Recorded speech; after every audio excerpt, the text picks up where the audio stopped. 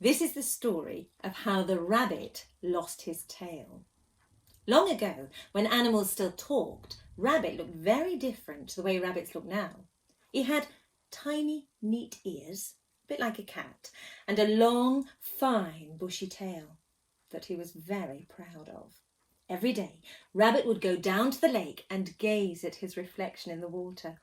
He would blow kisses at his tail. He would stroke it adoringly and twirl it, caressing his face with the tip of it. He was so thrilled with his tail and so scornful of the other animals' tails. Snake, do you even have a tail, really? Is it not just a very long body? And Mouse, Mouse, that's little more than a shoestring. And Cat, yes, it's a tail, but it's not very impressive, is it? Well, the animals were quite offended by this. In fact, Mouse complained to her friend the fox about it one day. She said, "I'm fed up with it. He's such a show-off and he's always making fun. I can't help the tail I've got." Interesting, said Fox. "He's never criticised my tail." Really, said Mouse. "And why do you think that is?" Oh, yes, I see what you mean, said Fox. "That's given me an idea, Mouse. I know just what to do about Rabbit." Well, the next day, when Rabbit went down to the lake to gaze at his reflection, Fox was already there, sat on the edge of the water with his tail in the lake.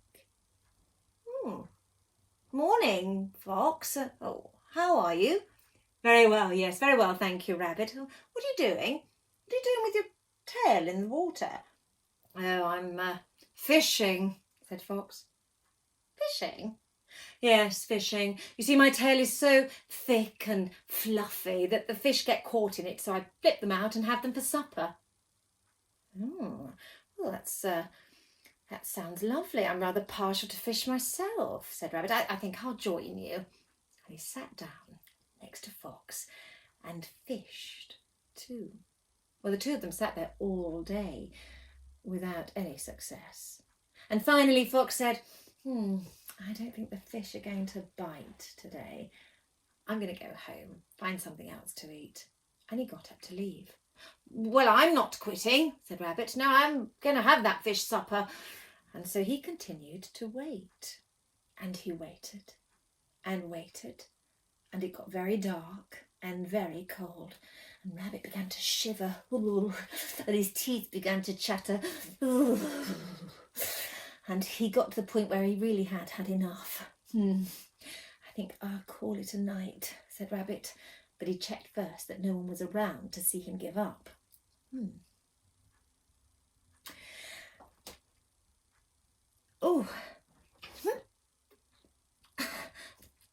When he tried to leave, he found he was stuck. And looking behind,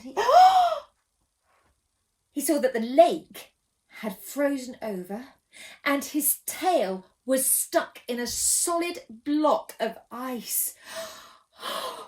"This is terrible." And he tried with all his might to escape. But it was no good. And Rabbit began to cry. "Oh dear, what am I going to do? I can't stay here all night, I'll freeze."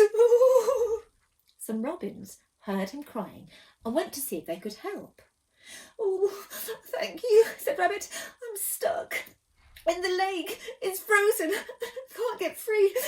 Perhaps if you got hold of my ears and you pulled, I might be able to break out."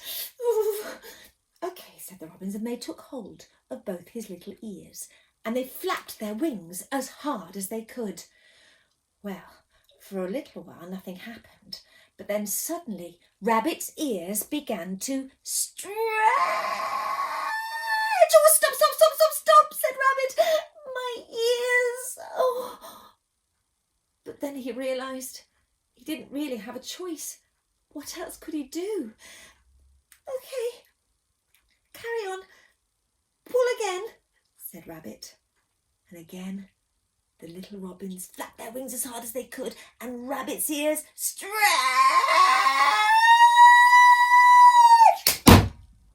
Rabbit fell forward, free at last. But his 2 ears now just flopped down either side of his face, and they felt ridiculous. He looked behind to inspect the damage. His tail had broken off. It was still stuck in the ice, and now he just had a little powder puff stuck on his bottom. Poor Rabbit was so embarrassed, and he didn't want anybody to see him like this.